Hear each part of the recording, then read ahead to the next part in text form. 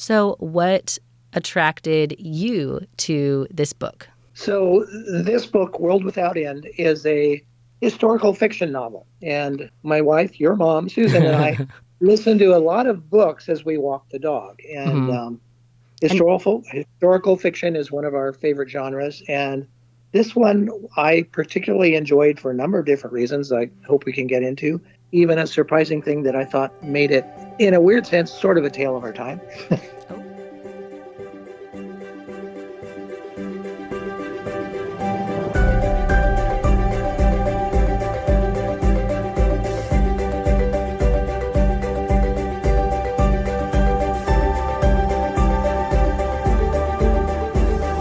Hello, everyone, and welcome to Tales of Our Times. This is a show where we discuss the stories that move us, what makes them so meaningful, and why others could or should find meaning in them as well. This is not a spoiler-free show, so bear that in mind as you continue to listen. We tackle books, movies, podcasts, and more. Where there's a story, there's a reason to read. I'm your host, Amanda Stevens, and joining me today is a very special guest all the way from Seattle and here for a belated Father's Day episode, my dad, Rob Stevens. Welcome, Dad. Hi, Amanda. Great to talk with you. Yeah, thank you. The last time that you were here on the show, you were actually here in Taiwan, but you, like Mom, graciously agreed to take a call this time, so thank you for that. Is there anything that you would like to say to introduce yourself? Well, I'm Amanda's dad. We've visited Taiwan 3 times to see Amanda there, and I really enjoy Taiwan. I listen to a lot of books. Yeah. I like sci-fi and fantasy, and the book today is in the historical fiction genre. Mm-hmm. You said that you listen to books when you and Mom walk the dog, and you guys do that every day, right? Pretty much, yeah. Yeah, so it's a lot of time spent, and then they're not just like walks around the block; they're like long walks. No, well, anywhere from 2 to 5 miles. Yeah, we've got the dog, and we share a pair of iPhone earphones. Oh, one each, so we can listen to it at the same time. Doesn't that drive you crazy? No, it's okay. The only thing negative is I can't get too far ahead or behind of your mom, or it drops out, like an electronic leash. Yeah, that's too bad. So, okay. Well, then, why don't you tell us, what story have you brought for us today? So the story I brought is called World Without End by author Ken Follet. Yeah. And it's, as I said, it's a historical fiction novel. Mm-hmm. It takes place in 14th century England, about the year 1327 is when it starts. So think of monasteries and, feudal England with kings and squires and knights and peasants. The country's greatest export is wool. Thanks for contextualizing that. I am not a person who's really good with dates and then knowing like a good benchmark. So I'm glad that you provided the context. Yeah, there's a couple of historical contexts that come up. One is the 100 Years' War, and the other is the Black Plague. Oh, wait, you told me that when you told me that you were interested in talking about this story. This takes place during the Black Plague. The part of it does, yes. It hits part of Europe and gradually crosses the channel into England and into the location of our story. I mean, as Taiwanese people will well know, a sea will buy you time, but it won't keep you safe forever. Darn people, come to your island. I know. Well, let's see. I think that's all pretty good. Do you think there's anything else that we would need to know before we jumped into the summary? I feel like you already gave us a lot of groundwork to work with. Not really. It takes place in medieval England, and I'm ready to jump in. Okay, well then let's go. Dad, can you give us a summary of World Without End? Okay, the novel takes place in the fictional city of Kingsbridge, England, in the year 1327, and it follows about 4 or 5 main characters. It begins with 4 of them, 4 children, Mervyn, his brother Ralph, and 2 girls named Karis and Gwenda. Gwenda, she's forced by her father to steal some money, because her father is a kind of a low-life, and makes his daughter steal some money during Mass. And later on, it turns out that the money she's stolen is actually from the parents of Mervyn and Ralph, who were landowning peasants or gentry. They had a pretty good life, but they had fallen on hard times, and they were behind in their debts. to the priory or the church, and now he doesn't have the debts. Because the dad can't pay their debts, he has to forfeit all their land to the monastery, who is their landlord, so to speak, give up all of his lands, and they go from a landed gentry to like poor peasant living on handouts from the monastery. And so the two boys, Mervyn, who's the oldest, and his younger brother, Ralph, find some other way of doing things. Ralph, who's the younger, stronger brother, is accepted as a squire to the Earl of Shiring, while Mervyn is pushed to the far less prestigious role of an apprentice carpenter. The novel picks up about 10 years later. Mervyn and the girl, Karis, she's the daughter of a wool merchant, and she's pretty smart and quick thinking. They're in love, and they're maybe 18 or so, about that age. And Mervyn has been an apprentice carpenter all this time. Yeah. And his master is very bad to him. And he's jealous of Mervyn because Mervyn is really a very talented guy, and his work is actually showing him up. Okay, so there goes your guild membership. So there's some jealousy there. Meanwhile, let's see, Gwenda, the girl that had to steal, her dad, who is a real reprobate, he actually sells her into slavery for the price of a cow. Oh my God. She's later able to escape. And good. She's got an infatuation with a young laborer named Wulfric that she's really in love with. And the other brother, Ralph, saves the local earl's life and is rewarded with lordship over Gwenda's village. And Ralph is also a bully. He's always been mean and a bully. And at one point, he comes into town, high and mighty. This Wulfric character tells the guy to go pack it. And Ralph threatens to beat him up, and Wulfric breaks his nose. Oh, take that. Which is just unthinkable. A peasant has attacked a squire of an earl, and Ralph beats him to a pulp. And he's just merciless and brutal. So, so they're all in pretty different spots. Two of them are in love. One of them is now escaped, and one of them is a lord or an earl, but he's also a bully, and he sucks. Yeah, he's an earl, and he's merciless and brutal. Let's see. Wulfric, his parents die, but because he's young, to inherit his father's land, he's got to get the permission of the Lord, Ralph. Who hates him. Ralph doesn't do anything because he hates him. Yeah. And Gwenda, she has this infatuation with the guy. So Gwenda tries to help him. Eventually, after months, she finally is able to marry him. But when they try to get the lands back, she goes to see Ralph one time, to try and plead with him, please give her the land back. Yeah. And Ralph says, I'll help her if you have sex with me. He goes back on his word, which results in an illegitimate child. Okay. So she sleeps with him to get the land back, and then he doesn't get the land back, but then she conceives a son. Right. Let's see. So that's going on with Gwenda and Ralph. They finally have had it with Ralph, and they decide to take him to court. And the real Earl says, okay, if you will join me as a soldier, because the war with France is heating up, you can come with me, otherwise you can hang. And so Ralph goes with him, and he leaves England and goes off to fight in the war. Okay, good, fine, we don't need you. He's off and away. In other news with Karis and Mervyn, is still struggling to be a builder and an architect, and he does real well, but he can't get anywhere. And Karis has always wanted to be like a doctor or a healer. And the doctors at that time are all basically monks. Their healing methods are bleeding you. Right. They care about humors. She has some other ideas, and they all say she's a witch. Yeah, they say she's a witch. She actually gets saved by the head of the nunnery, who basically says, well, if you join the nunnery, we can save you. And Mervyn is heartbroken over this. And so he decides to head off to Italy. And so he disappears for about 8 to 10 years. We don't hear anything. Oh. Meanwhile, Karis goes to the nunnery. She bumps heads because she's very independent, doesn't like being under vows and, the things nuns have to do. Yeah. But the Mother Superior sees that she's got a lot of smarts and talents and basically puts her in charge of the hospital. Okay. And she finds her place there, and people really like her and help her. Because she's actually good at what she does. She doesn't bleed people. She doesn't bleed people.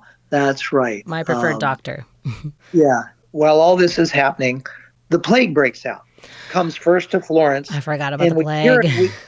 We hear about it because by this time, Mervyn has been in Florence for about 10 years. He's become very successful. He's one of the best builders there. But he wakes up about 10 years later. He's caught the plague, and he's one of the few people that has survived. Most of his household is dead. His young daughter, Lola, is alive. She's one of the few people who apparently didn't catch it. But he decides, I've lost just about everything here. I'll take what money I have some investments, and I'm going to go back home to England because he misses it. And maybe Karis will still love me, even though I know she's a nun. And he goes back to England with his daughter, Lola. When the plague finally comes to England, Karis begins to enforce practices to inhibit the spread of the plague, like washing their hands in vinegar after they touch people, wearing a mask. Okay. Yeah. And stuff like that, which, of course, the doctors, the monk doctors, they say, oh, that's nothing. It has nothing to do with the humors. It doesn't make any sense. Yeah. But she's able to keep the incidence of deaths among the people she treats lower than others. And let's see, some other highlights. These monks, which are supposed to care for people, leave the town high and dry. Most of the monks die. Karis becomes intern prior, and right. So she's got a lot of sway in the town and a lot of good things going on. Yeah, I mean, if she's saving lives, so people are like, we like what she's doing. Everybody loves her. Yeah. Eventually, she's able to get the town made like a separate entity away from the church. And she also helps invent a red dye. And they go from selling wool, which was their main export before the plague, to selling this red cloth. Ooh, so they're going to make money. Things are coming back, and the priory again makes accusations against Karis, and she's, with Mervyn's help, built this new modern hospital. But the monk physicians don't trust her, and so she finally says, fine, I'll just renounce my vows, which frees her up to marry Mervyn. Well, I guess that's good. The plague comes back. Oh, no. Oh, God, no. And she successfully helps fight it off. By this time, Mervyn has finally become successful. He's recognized as a great builder. So she marries him, and she becomes revered in the whole town because she's basically saved everybody. Mm-hmm. Ralph, meanwhile, Mervyn's younger brother, he's been evil. He's gone off to war, and he goes back to England. And he has this child by Gwenda, and he's blackmailing her again, saying he's going to reveal the child unless Gwenda continues coming to see him and have liaisons with him. Mm-hmm. She absolutely hates that, but she doesn't want to tell her husband because it'll kill him. Yeah. And in the meantime, her son, who by this time is a young man about 18, he's become a squire in Ralph's service. Oh, no. Okay. And he is very much like his true father. He's big and strong, quick to action, slow to think stuff. Okay. One day when Gwenda is called to see Ralph at his forest hunting lodge for yet another liaison, their son comes in and he thinks Ralph is attacking her and he's torn. They end up having a big fight. Ralph is trying not to kill his son because it's my son. Gwenda stabs him in the back. Yay! The son then runs him through with the sword, and that's the end of Ralph. Bye, Ralph. Lots of evil stuff. I don't miss you. Not sorry you're gone. And the book eventually ends more or less happily ever after. Gwenda is married to Wulfric. Mm-hmm. They get their land back. Ralph is out of the way. Mervyn and Karis Ralph is dead, and I want that on record. I hate Ralph. Everybody hates Ralph. Yeah. And Karis ends up revered at the top of the spire of the cathedrals as an angel, and it has a face that looks an awful lot like Karis.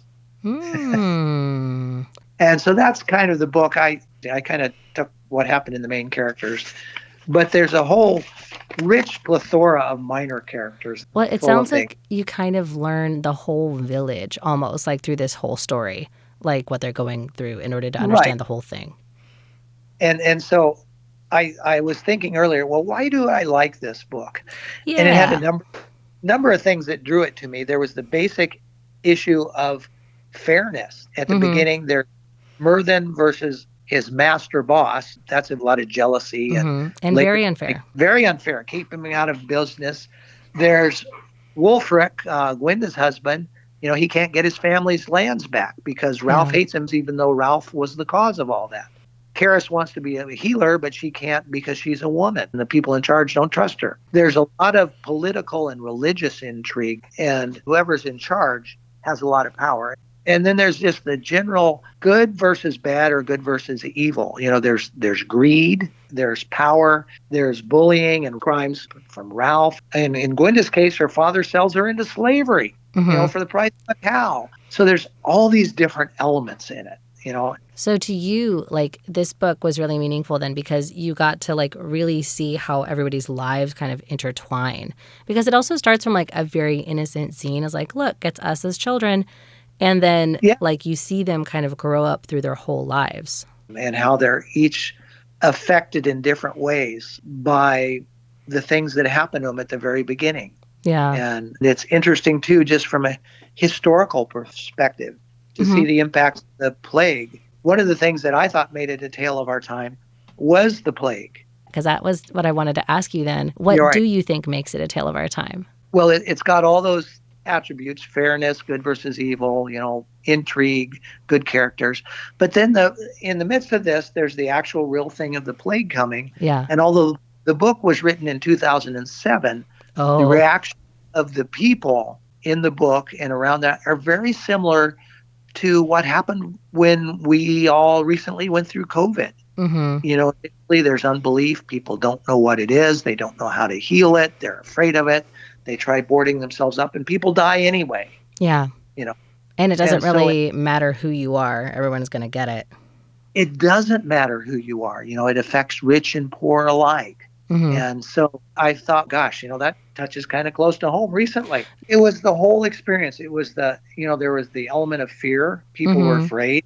They didn't know what it was because so many people were dying. And once they got it, they thought, oh my gosh, this is a death sentence. And it went from people, trying to initially care for their loved ones to finally just taking them to the hospital and abandoning them. And they don't know how to treat it. Doing the best they can, but it just wreaks havoc on them until it gradually dies out naturally. Yeah. And then comes back a couple years later after it mutates. So think the versions of COVID we've had. Right. So in that way, also similar to our experience where it's never going to just go away. But it won't, it may not, I won't say won't, but it may not be as bad as the first time because we have the knowledge of it, right? But for all the people who are trying to ostrich it out and bury their head in the sand, it's well, that's not going to work. This is a disease. It's around. They don't go away. Although it's worse than COVID because remember, their medicine is bleeding people and checking the humors. Although I guess to that point, you could say that it still reflects our reality in that you have people in power in the church peddling false cures. Things that this will cure you, and it's actually just making it worse. It's not going to help you at all. Well, and the people in power have their own agendas. Yeah. And, they'll use this terrible thing to their advantage or, try to profit off it in some way. Yeah. And I guess in that way, people have always been the same. So unfortunately, we are out of time. But if you could give World Without End a one-phrase subtitle of your very own, what would that be? I had a hard time with that. In part, I didn't understand World Without End. I didn't see how that fit anything. I was kind of hoping, the thing I kept running up against was the main characters are always striving for a dream or a passion. And ultimately, I thought of striving for paradise. And paradise, different things to different people. But all the characters really struggled with it over their lives, Well, Dad, thank you so much for doing this with me. This was like a saga, once again. Oh, it is. I should have known. It's a huge book. It's the second title in a trilogy called the Kingsbridge series. And I just really liked it for the intrigue, the characters, the plague. Weirdly enough, had a lot of things to identify with and a lot of things to enjoy. Thank you for joining me, and a belated Happy Father's Day to you as well, which is Thank you.